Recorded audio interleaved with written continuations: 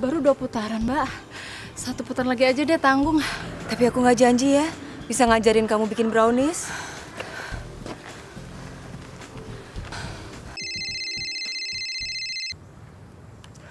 Assalamualaikum. Iya, sayang. Apa? Telepon dicabut. Ya entar dulu aja lah. Kan Mama masih banyak kebutuhan yang lain, sayang, nggak bisa dibayar sekarang. Ya, dah. Assalamualaikum. Anak sekarang, Mbak, kalau udah ada maunya, harus diikuti. Ya repot juga memang kalau kayak begitu ya. Tapi kalau memang semua dianggap penting ya, kebutuhan berapapun atau penghasilan berapapun nggak pernah akan match deh. Ya, itu dia, Mbak, masalahnya. Bentar ya, Wi.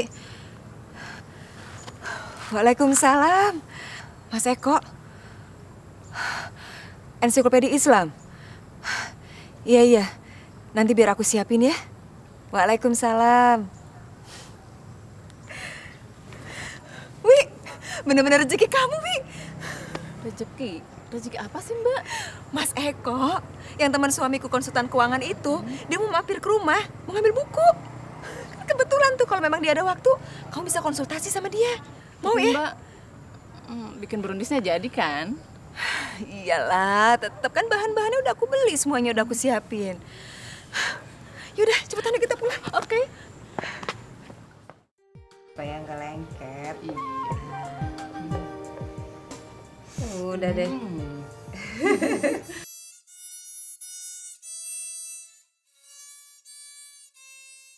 Enak deh kayaknya nih. Waalaikumsalam. Mas Eko, ya Allah. Iya Mas. Sebentar ya Mas, lagi tanggung Mas, duduk Mas. Monggo Mas. Santai aja. Rezeki juga nih datang pas lagi bikin kue ya. Pokoknya kebagian deh Mas, nanti sip. Mudah-mudahan bisa matang sebelum saya pulang ya. Dan nggak bantet ya. Ya, nggak ada tisunya? Tisunya di situ kan tadi. Yaudah nih, tolong. Kamu panasinnya ke oven ya? Iya, Bu. Panasnya 180 derajat ya? Iya, Bu. Ya. Hati-hati, Bi. Kalau bisa tolong ambilin tisu ya, Bira ya. Iya, Bu. Wi, Mas Eko ini teman suamiku itu loh yang tadi aku cerita, Oh, yang iya. konsultan keuangan. Mas Eko ini juga ngarang buku bestseller. Apa Mas judulnya Mas? Cara mudah mengelola keuangan keluarga secara Nah, Islami. itu. Ada waktu nggak Mas ganggu sebentar? Boleh, mau konsultasi apa lagi nih? Dewi itu sekarang lagi punya masalah sama mak saya kayak dulu itu. Jadi ya nggak tahu lah penghasilan berapapun, kayaknya mau kecil mau Mau gede besar. itu pasti aja kurang mulu. Biasanya orang berapapun gajinya selalu kurang, tapi berapapun gajinya selalu cukup. Nah, kita mau berada yang di posisi yang mana gitu. Iya. Nah, memang permasalahannya bisa menjadi berkepanjangan kalau kita tidak menyadari bahwa ini tuh sebetulnya sebagai suatu masalah gitu. Tapi Mas yang aku bingung tuh ya, sampai sekarang sih juga ya alhamdulillah sih. Waduh, Ini dia minum, ini makasih minumannya ya. seger Iya. bener ini. Iya dong, hijau seperti baju saya. Mau minum lagi ya? Matching, biar matching. Minum Mas Eko, Ya, minum terima Mas kasih. Eko. Terima kasih. Enak kan Mas? Segar? Enak. Enak tenang. Baru sekali kan minum jus Iya, timun. Nah, kita harus coba segala macam jus ya. Iya. Terus balik lagi nih Mas, tadi kan udah tahu nih, udah sadar si Dewi ini ya ada masalah gitu. Nah, sekarang kenapa sih? Kita kan udah tahu nih sebetulnya pepatah kan juga bilang jangan lebih besar pasak daripada tiang. Tapi Iya. tetap aja tuh ya. Kita Iya. tuh nggak bisa, tetap aja tuh hari-hari yang ngelakuin itu juga gitu. Ya, mungkin satu hal ya. Kita pernah nggak mendengar, Mbak Dewi pernah dengar mengenai kecerdasan finansial belum? Emosional belum, udah, ya. kecerdasan spiritual Nah. udah. Kecerdasan enggak pernah. Kecerdasan Kayaknya baru dengar. intelektual sudah. Intelektual juga udah. Nah, kita kan sekarang ini harus banyak menggali banyak kecerdasan. Jadi selain tadi ada IQ, ada EQ, ada SQ, SQ. sekarang kita butuh juga yang namanya FQ. FQ. Itu namanya kecerdasan finansial. Nah, saya mau cerita dikit boleh? Jadi kecerdasan finansial yang paling pertama yang harus kita sadari itu ada yang disebut sebagai indikator kecerdasan finansial. Rumusnya sederhana, penghasilan dibagi pengeluaran itu harus lebih besar dari 1. Kalau dicontohin ke angka bisa nggak Mas? Misalnya Angkanya penghasilan 10. Penghasilan 10, pengeluaran 11. Ya. Itu pasti kurang dari 1 kan? Iya. Iya, minus malah ya. Jadi kalau penghasilan selalu lebih besar dari pengeluaran, itu yang sebetulnya kata orang tua kita, jangan pernah lebih besar pasak daripada tiang. tiang. Orang udah tahu semua penghasilan harus pengeluaran harus selalu lebih kecil dari penghasilan, tapi kok Iya. orang kok banyak yang nggak bisa melaksanakan. Itu saya kesulitan. Nah, biasanya salah satu faktornya adalah karena kita tidak bisa membedakan antara keinginan dengan kebutuhan. Saya ambil contoh nih, misalnya kalau kita sudah punya TV di rumah masih bagus, ya, masih bagus, nyala, suaranya juga bagus, gambarnya jelas. Mau beli Tapi LCD sekarang. sekarang ada LCD. Itu dia. Nah, itu kebutuhan atau keinginan coba? Keinginan. Karena kan sebenarnya kita nggak butuh ya. Iya. Jadi kalau kita udah punya gaji, kita hitung-hitung bener tuh ya, Wi Iya, ya. iya sih. Gaji 10, pengeluaran ya harus paling enggak dia harus juga 8 10, deh. 8. Nah, Yang jadi- 2 itu jadi diapain tuh? Nah, 2 itu kita harus selalu punya yang namanya kemampuan untuk menabung. Nah, ini penting karena kalau kita tidak pernah punya kemampuan menabung, kita tidak bisa merencanakan untuk masa depan kita. Bayangkan kalau tiba-tiba suami kita atau kita penghasilannya berhenti.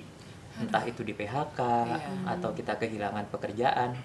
Kita masih bisa hidup nggak 3 bulan? Artinya kita punya tabungan darurat nggak selama 3 bulan? Itu dia, Mbak. Iya, di tabungan darurat ada lagi ya. Nah, salah satu cara untuk mengubah atau berusaha untuk lebih fokus kepada kebutuhan, Iya. pertama mungkin kita harus merubah paradigma di dalam mengelola keuangan. Biasanya kan Mbak Dewi biasanya kalau dapat penghasilan Iya. itu ditabung dulu atau langsung untuk pengeluaran dulu? Ke pos dulu. Nah, ke pos dulu ya. Ke pos dulu. Jadi Kalau Mbak Mediana gimana sekarang? Saya juga gitu sama. Enggak deh, sudah dikasih Kan dulu solusi udah ya. dikasih. Sekarang udah, tapi ya baru Heeh. 10% lah Mas yang mau ditabung. Alhamdulillah Heeh. gitu.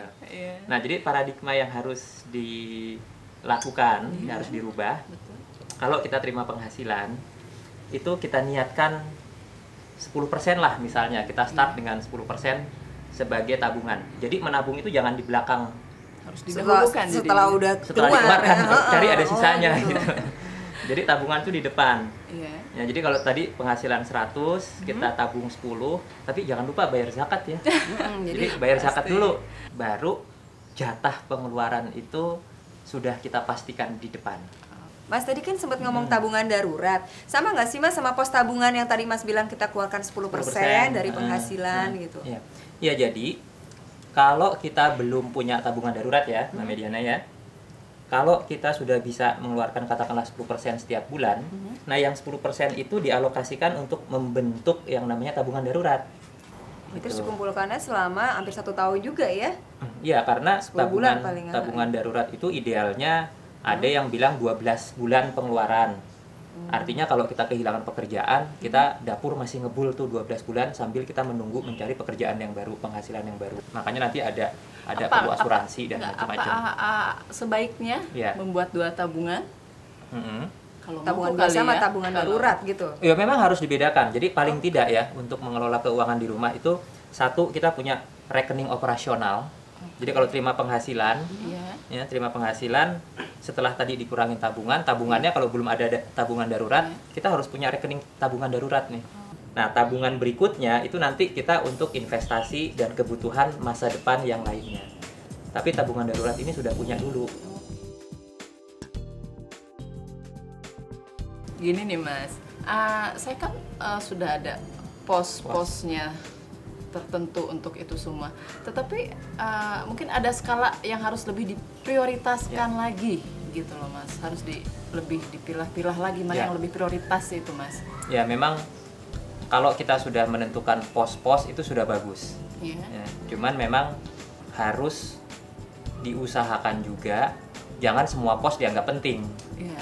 Jadi harus ada prioritas. Iya, iya. Betul. Ih, takut kelupaan Ah, Mas. terima kasih. Iya, bukunya.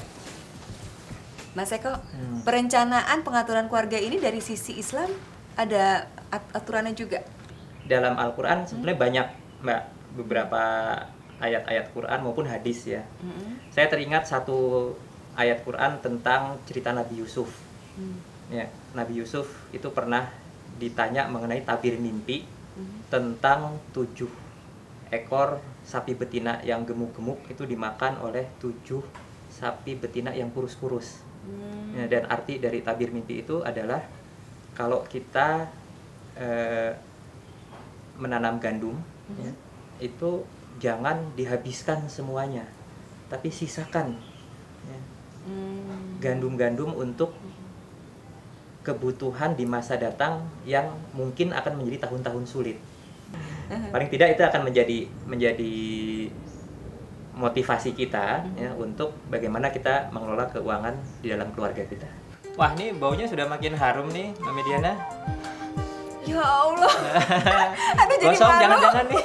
Jadi lupa. Bira, Bi, kamu katanya cuma tinggal sebentar lagi. Ya. Wah, alhamdulillah. Ini kan hasil karya. Dapat juga nih brownies. Kok jadi saya duluan? Ya Allah, nggak sopan bener. Nah, Katanya makin gosong makin enak ya, Mami Diana. coba kita try.